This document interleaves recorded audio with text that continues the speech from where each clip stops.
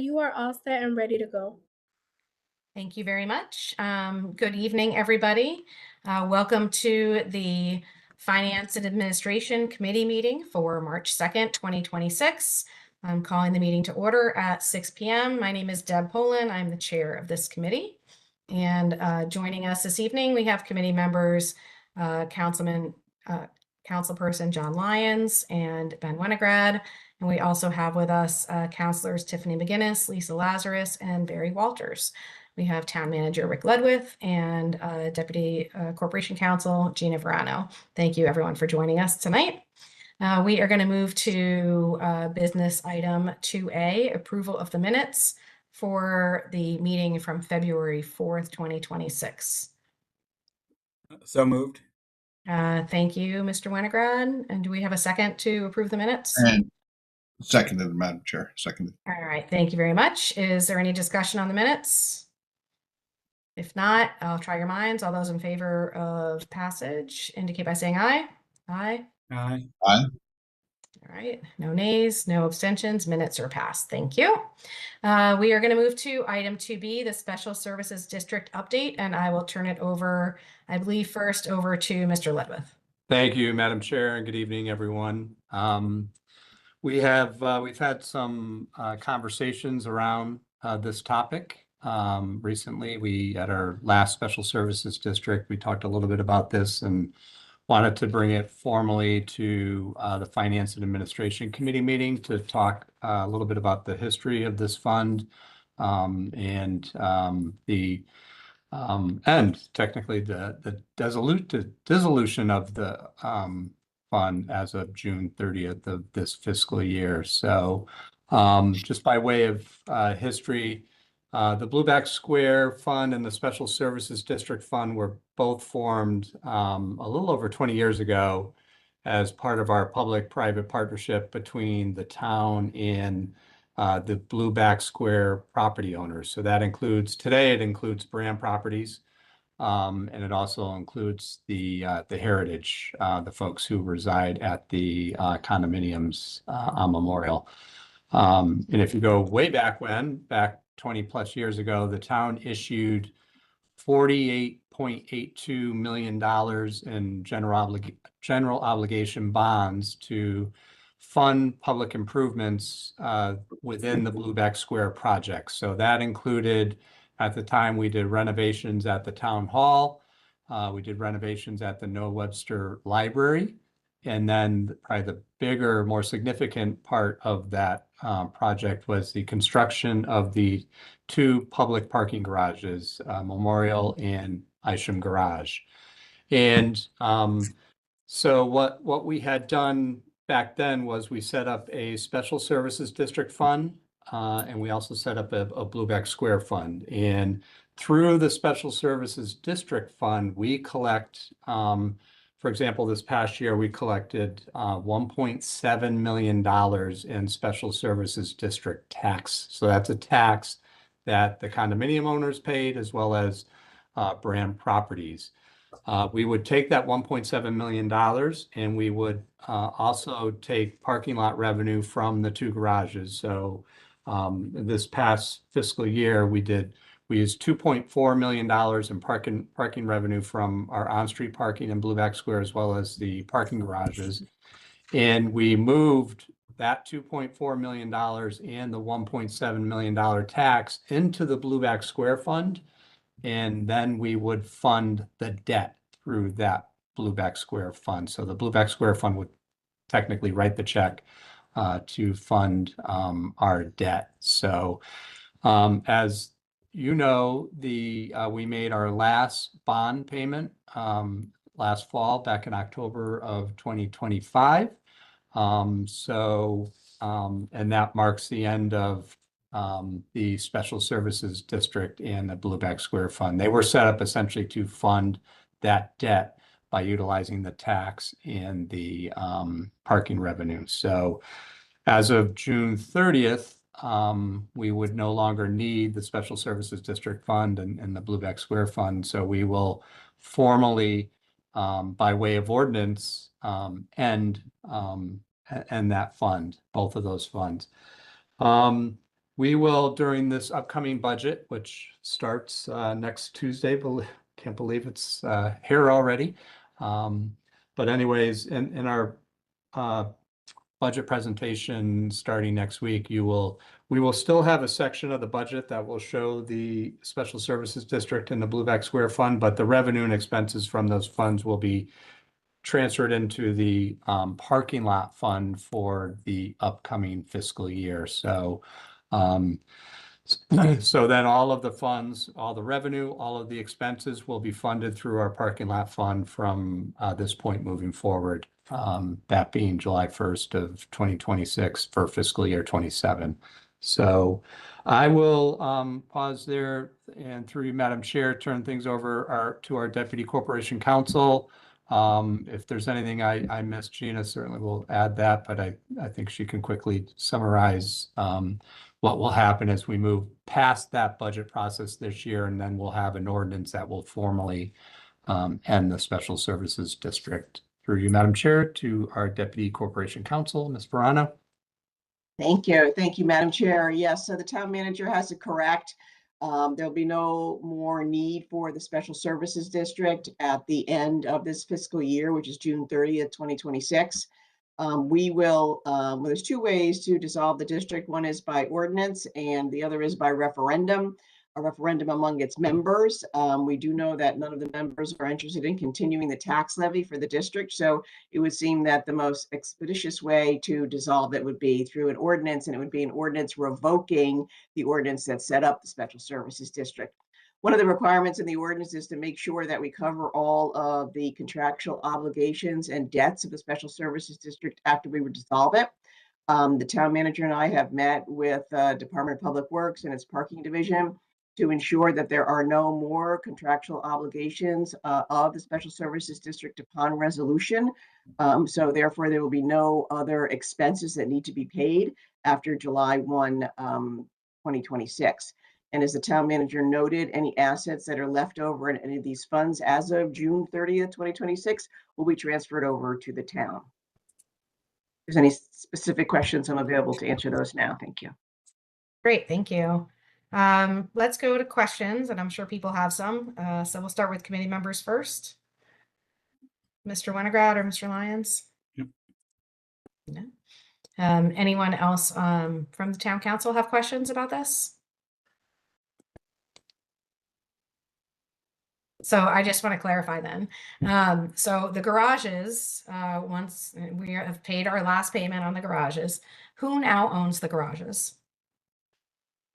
Madam Chair, the town owns and has always owned the garages.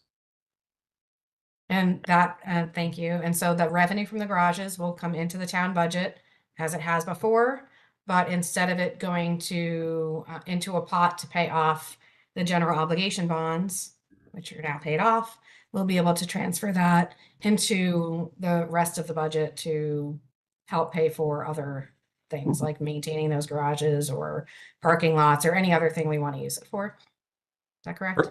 Absolutely. Yes, Madam Chair, that's exactly right. And with that additional revenue, we foresee future surpluses in our parking lot fund that we will utilize to help fund the debt payment associated with the maintenance of the garages. Like I know we've talked about the escalators and elevators and things like that. So, yeah, we will have a surplus, projected surplus in the upcoming fiscal year and moving forward in out years as well to help us offset the expenses of the maintenance of the garages. Gotcha. Thank you. All right. Any other questions on this item? If not, we will look for an ordinance to come our way sometime later this spring. Correct. Yes, so you, Madam Chair, I think the town manager and I have spoken. We'll probably introduce the ordinance at the time of budget adoption. And then it will go through its regular protocol, which is to public hearing and then for deliberation at the following town council meeting. Perfect. All right. Well, we will look for that. Thank you. Thank you so much for that. And we will move on then to item 2C, an update on the FY26 snow budget. And back over to you, Mr. Ledwith. Thank you, Madam Chair. I wanted to provide the committee, Finance and Administration Committee with a financial update on our 2025 and 26 winter season and the impact that it's had on our Public Works budget. As we know, it has been a very long winter. We had our first event back on December 2nd of 2025, and since then we have experienced 24 separate snow and ice events. And each of those events required our Public Works operations team to work essentially, even for the more smaller ones, up to and including 24 hours of attention towards those storm events. And we've obviously had a couple of events that went well past that 24-hour timeline as well.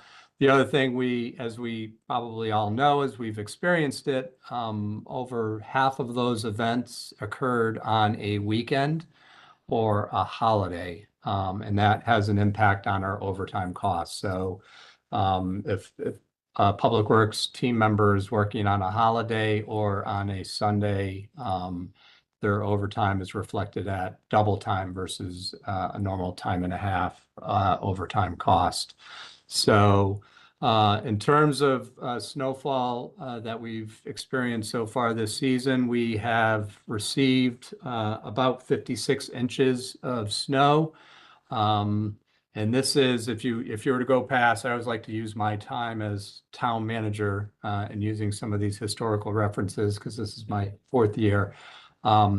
We've averaged 26 inches of snow over the past 3 winters. So this is nearly double what we've had over the last few winters. So it's been a very active and sustained winter season with the potential of another smaller event tomorrow morning too, or later tomorrow morning into tomorrow afternoon. So with our Public Works cost centers, we have essentially 3 cost centers within the Public Works budget. We have overtime, we have our salt budget, and then we have our contractual services. And I'll take a closer look at each one of these individually. So for overtime, we budgeted $428,000 in overtime expenses for this fiscal year. And we've come in at $352,000 in overtime expenses. So we're at 82% of the overtime budget. That does not include the last event on last Sunday and Monday. So essentially we're above that 82% at this point. So we haven't gone over the budget, but certainly higher than that 82% has not been factored in those costs quite yet. So and then in terms of salt, we've had a lot of conversations around salt, not both with the council, but we're seeing it as an issue statewide, as suppliers for the region have struggled significantly maintaining an appropriate inventory for all 169 cities and towns, as well as the Connecticut Department of Transportation. So we at this point have 600 tons in a supply, but we do need to make more purchases as we move through this fiscal year. That would not help us in the event that we had a couple of more events that we had to deal with through March, which inevitably we will have, at least some, like tomorrow, where it's starting as a small snow/sleet event that will turn to all rain, but certainly will require us to treat early on with the slippery conditions. So our total budget for salt this fiscal year was $306,000, $306,500, and we've spent $282,000. So 92% of that budget has been expended, but we expect to, with some of these purchases that we will need to make as we move through the next few weeks, that will move us over that $306,000 budget item. So, and then the final factor that I mentioned was contractual services. So, and this is something we don't get into a whole lot outside of when we're adopting the budget and going through the Public Works budget by line item, but we do outsource a certain percentage of our plow routes. So we have 34 plow routes townwide, and we have enough trucks and drivers to handle 24 of those routes. So we do outsource 10 of those routes with contractors to help supplement our delivering snow removal services to the town. So, and this year, we, with the number of events that we've had, we have essentially gone through our contractual services budget. So we established a $45,000 budget for those supplemental budget snowplow routes. And we have spent $92,000 to date. And again, that does not include that last event. So that will bring us up above that $92,000 amount that we spent so far, a bit more. So, so just in a quick summary, we've had a higher than average snowfall for the season. With frequent and several events, prolonged storm events that we had to deal with. We had a very significant regional salt supply shortage. And then with these events, added strain on our contractual services line item as well. So, but as I said before the meeting started, but we'll say again publicly, the Public Works budget has been, we've ended up each of the last 4 fiscal years with a surplus in that in their budget. So that surplus went back into our general fund to offset some of our other expenses. So that unfortunately will not happen this year. We had as I said, and we all know, we've had a bad year. But we will utilize surpluses in other areas of our budget to offset the deficit that we are seeing as a result of our snow budget this year. So I will pause there, Madam Chair, and turn it back to you for any comments or questions that the committee may have. We will also go through this in a little bit more detail when Mr. Phillips presents his budget actually next week. As a matter of fact, next Thursday, the 12th. John is at a conference, wasn't able to join us this evening, but I'm happy to answer any questions that folks had. Thank you very much. Questions from committee members? No. And any other town council members have questions about this? I mean, it's remarkable to see this in writing this way, 24 events in 3 months, and this does not include the blizzard, right? Right. So we're going to end up going over on this one. Appreciate very, very much how hard our Public Works team has been working to ensure that our town is safe for our residents and anybody driving through, and the people are able to kind of get back to their lives as quickly as possible. We've seen what happens when in other places when the Public Works crew either don't have the resources or just don't have the right planning to set their city and town up for success. So a big note of gratitude to our team for that. And sorry about the money piece. There's only so much you can do about snow. So we appreciate the update. We will move on to item 2D, and this is just a conversation around what's coming next for the budget. And I know there's a calendar attached. Hopefully everybody has had a chance to see that. And hoping, Mr. Ledwith, you can just fill us in a little bit on the next steps in the process. Thank you, Madam Chair.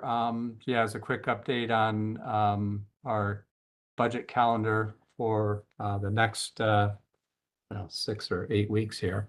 The superintendent will present his budget to the Board of Education tomorrow evening. I will receive that budget formally tomorrow and incorporate that budget into the town manager's budget, which will be presented to the town council on March 10th. We've highlighted a very comprehensive schedule that I think reflects a very transparent and very deliberate review process. So between the presentation and final adoption, the calendar includes 19 separate meetings, which does ensure, ample opportunity for discussion, public engagement, certainly town council deliberation in addition to the Board of Education as well. So, and this year, like we did last year, we have a couple of other extra opportunities for community engagement. So in addition to the formal standing committee meetings that we'll hold where we'll present budgets, the council meetings, we have scheduled 2 community conversation sessions. And these forums will include the mayor, deputy mayor, chair of the Board of Education, vice chair of the Board of Education, the superintendent, and myself.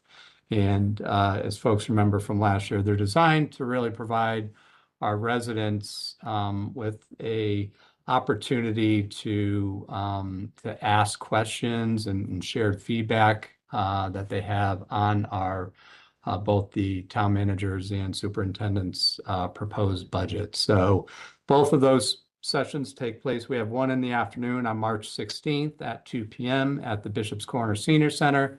And then we have an evening session scheduled for March 23rd at 6 p.m. at the Noah Webster Library. In terms of the Board of Education timeline, as I said, the superintendent will present his budget tomorrow night. And then the Board of Education has 2 workshops, one on March 11th and one on March 12th, both in the evening in the council chambers. And then they will hold a public hearing on March 25th in the council chambers. And then they will adopt their budget on March 31st. And then the council will review each town department's budget within the appropriate standing committee. And then we'll begin that process with the Public Works, Facilities, and Sustainability Committee meeting on March 12th at 8 a.m. And we will conclude the standing committee process on April 7th with our public safety, both of our police and fire budgets will be presented at that meeting on April 7th. And then we have every other standing committee scheduled throughout the month of March. And then the Finance and Administration Committee will meet on April 6th, and that will include finance, IT, human resources, town clerk, corporation council, general budget, and then the West Hartford Bloomfield Health District budget as well on the 6th. So, and then the council will hold 2 public hearings in the council chambers. We will have one on March 19th at 2 p.m. In the afternoon, and then we will have one on March 24th at 6 p.m. In the council chambers. And the council will adopt the FY27 budget at its not regularly scheduled meeting on it's Monday, April 20th this year at 7:30 p.m. And I think, as you can see from the schedule, this calendar does reflect our commitment to transparency and public input, and I think careful financial stewardship as well, and provides multiple opportunities for our residents and council members and stakeholders to engage meaningful dialogue on the budgeting process throughout any of those 19 meetings. So myself and our team stands ready to work with our council over the course of the next almost 8 weeks with those 19 separate meetings. So it's going to be a busy time for all of us and yourselves included, but we look to accomplish a lot during that time period. So through you, Madam Chair, I will pause there and turn it back to you for any conversations that we'd like to continue to have, or questions or statements that you'd like to make. Thank you. It is a very robust schedule for providing us with the opportunity as counselors to ask questions of key staff members, and also providing the public with an opportunity to come forward with their ideas and questions and concerns. Do any of the counselors have any comments or questions on this? Mr. Lyons? Thank you, Madam Chair. This is probably much more administrative than anything else, but through you to Mr. Town Manager, is it possible, or do you, this is my first go around on this, do you give printed copies of the budget? Are you able to give printed copies of the budget, or does it have to Yes. all be electronic? Through you, Madam Chair, we will have both printed budgets, so that'll include the town manager's budget and the superintendent's budget for all of our counselors the evening of March 10th. Certainly, we can get copies of the Board of Education budget beforehand if you wanted it before I presented the town manager's budget on the 10th. So you will at least have both printed documents that evening, but if you, like I said, if you wanted the Board of Ed budget beforehand, we can arrange to get you a copy. Through you, Madam Chair, thank you. And Madam Chair, I'd probably just follow your lead and advice in terms of the Board of Ed piece of this, but yeah, thank you. Somehow I feel a lot better having a printed copy in hand to be able to make notes on and that sort of thing. Thank you. No more questions. Thank you, Mr. Lyons, and I'm also in your camp of taking handwritten notes, and sticky notes are also quite helpful, I have found. And just so the public is aware, the Board of Ed budget will be available online on the WHPS website tomorrow evening, right around the time that Mr. Vicious goes to present. It will become available online, and Mr. Ledwith, the town's budget, will become available online next Tuesday when you go to present. Is that correct? Correct. All right. Any other questions or comments, Mr. Winograd? And just to add, and something we did it last time, there would be, I mean, it's a lot of volume in the budget. There are executive summaries that we've provided at the budget workshops. So that if the public comes, don't worry, you don't have to print out the whole thing first. There will be good summaries. And that does, I think, is very helpful in getting information out to people and creating sort of content that you can ask questions from. Those are pretty detailed. Yeah. Thank you, through you, Madam Chair, to Councilor Winograd's statement. So we will have what's called a budget in brief document available for our public's viewing pleasure as well. And it does summarize, you know, our inches thick budget into an executive summary type of format that kind of highlight it, but it's that document itself is almost 4 pages. So there's quite a bit of information in there, but it does deliver it in a nice, succinct format for folks to kind of speed read and get an idea of what the drivers are for each of the individual increases. Excellent. Thank you. Any other questions? All right. I know we all look forward to the committee meetings on the budget, and we literally, in prior years at least, and I suspect we will have similar meetings this year as well, are able to go line by line, ask, you know, what is this? What does it do? Why do we do it this way? And those questions are well placed in committee settings. So I know we're all gearing up for that. So thank you to your team in advance for the patience and information as we move forward through this process. Thank you. All right. Are there any communications? No communications this evening, Madam Chair. And any staff reports? We do not have any. Our finance team is downstairs as we speak, working on our budget, and we are changing that document as we move through the next 72 hours. So they're very busy. All right. Thank you for that. And I believe any requests for future agenda items would probably be budget related. So if anybody has any other ideas, you'll let us know. And with that, I am seeking a motion to adjourn. So moved. Thank you, Mr. Winograd, and a second. Seconded. Thank you, Mr. Lyons. With no objection, meeting is adjourned 6:30 p.m. Thanks so much, everybody. Thank Thanks you. Have a all. great night. Have a good night. Good night. Good night.